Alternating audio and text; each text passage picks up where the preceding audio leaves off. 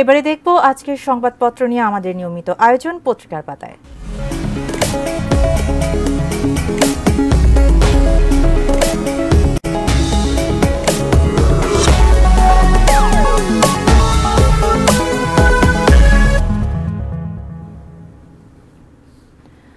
আজকের প্রায় সবগুলো দৈনিকেই শিক্ষকদের আন্দোলন, ছাত্র ধর্মঘট এবং ছাগলকাণ্ডে মতিউর রহমান ছাড়াও কাস্টমস কমিশনার এনামুল হকের সম্পদ জব্দের বিষয় নিয়ে শিরোনাম করা হয়েছে। আমরা শুরু করব প্রথম আলো নিয়ে। প্রথম আলো তাদের প্রধান শিরোনামে বলছে, বিক্ষোভ থেকে ছাত্র ধর্মঘটের ডাক, যেখানে বলা হয়েছে শনিবার দেশের সব বিশ্ববিদ্যালয় কলেজ বিক্ষোভ, রোববার ক্লাস পরীক্ষা বর্জন ও ছাত্র ধর্মঘটের ডাক। পাশাপাশি বলা হয়েছে হাইকোর্টের রায় স্থগিত হয়নি, শুনানি মুলতবি। আরেক শিরোনামে বলা হয়েছে সেতুমন্ত্রীর সঙ্গে বৈঠক হয়নি, শিক্ষক আন্দোলন চলবে। বৈঠকটি স্থগিত করার কারণ হিসেবে মন্ত্রীর রাষ্ট্রীয় কাজে ব্যস্ততার কথা বলা হয়েছে। এখন ঠিক কবে নাগাদ হবে এই বৈঠক তা বলা হয়নি। আরেক শিরোনামে বলা হয়েছে কাস্টমস কমিশনার এনামুলের 9 তলা বাড়ি এবং 3 ফ্ল্যাট জব্দ।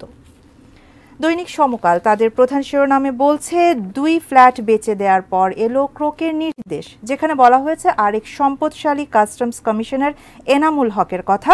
1 বছর আগে এ বিষয়ে মামলা করে এতদিন চুপ ছিল দুদক। আরেক শিরোনামে বলছে মতিউরদের 1019% জমি ও 4 ফ্ল্যাট জব্দ। কালের কণ্ঠ তাদের প্রধান শিরোনামে বলছে সম্পদের তথ্য প্রকাশে মতানৈক্য, যেখানে বলা হয়েছে গোপনেই থাকছে সরকারি চাকরিজীবীদের সম্পদের হিসাব, দুর্নীতিবাজদের সামাজিকভাবে বয়কট করার মত। আরেক শিরোনামে বলা হয়েছে মুক্তিযোদ্ধা কোটার বিষয়ে হাইকোর্টের রায় স্থগিত করেননি আপিল বিভাগ।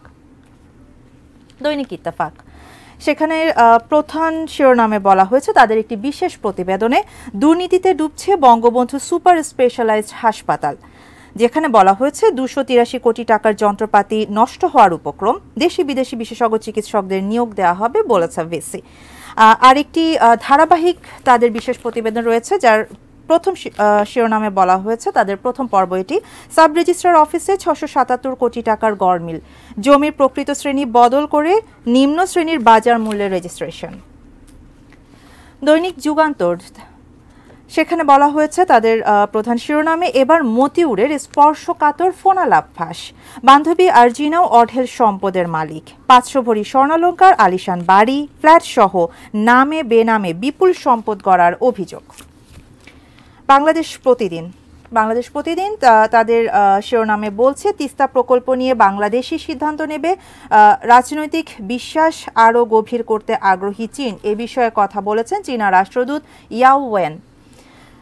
দৈনিক কালবেলা তাদের প্রধান শিরোনামে বলছে হেফাজতের অফিস নিয়ে টানাটানি, যেখানে বলা হয়েছে কেন্দ্রীয় কার্যালয় ঢাকায় স্থানান্তর চান কিছু নেতা, বেশিরভাগ নেতা চট্টগ্রামের মূল কেন্দ্র রাখার পক্ষে।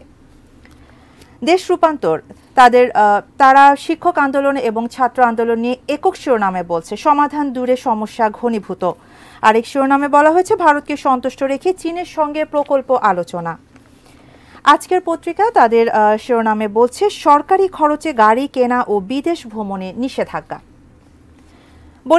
বণিক বার্তা তাদের একটি বিশেষ প্রতিবেদনে বলছে নতুন শিক্ষাক্রমের মূল্যায়ন নিয়ে ধোঁয়াশায় শিক্ষক, শিক্ষার্থী, অভিভাবকরা। এবারে ইংরেজি দৈনিক দ্য ডেইলি স্টার তাদের প্রধান শিরোনামে বলছে anti quota protest swell across units, for now HC verdict not stayed, protest vow thwart demos. আরেক শিরোনামে বলা হয়েছে 14 pound export data puzzle is unravelled. The Business Standard তাদের প্রধান শিরোনামে বলছে incorrect export data may affect reserves economic recovery, said economist. এই ছিল আমাদের আজকের সংবাদপত্রের শিরোনামগুলো।